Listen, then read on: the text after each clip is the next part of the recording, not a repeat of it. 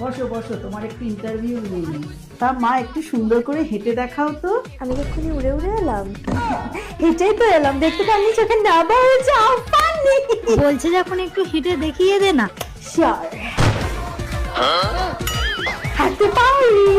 আরে থাম। আচ্ছা ঠিক আছে, যাও তোমা, একটু মুখটা ধুয়ে এসো। মেকআপ ছাড়া দেখি তোমাকে কেমন দেখতে লাগে। মুখ ধুয়ে ফেলবো বলে এতক্ষণ ধরে মেকআপ করেছি। আপনি জানেন আমার মেকআপ প্রোডাক্টস গুলোর কত দাম। আপনাকে তো বেচলেও এত টাকা পাওয়া যাবে না। কি উল্টো পাল্টা বলছিস? আমি মজা করছি।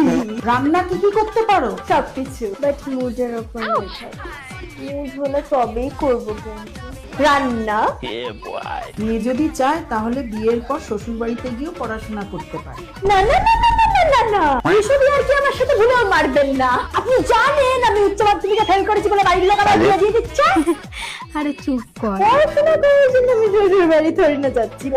মা, মেয়ে কি টক্সিক! আমার মেয়ে দারুণ লেগেছে। বাবু, এত তাড়াতাড়ি সিদ্ধান্ত নিও না, একটু আলাদা গিয়ে কথা বলে নাও তোমরা। হ্যাঁ যাও যাও।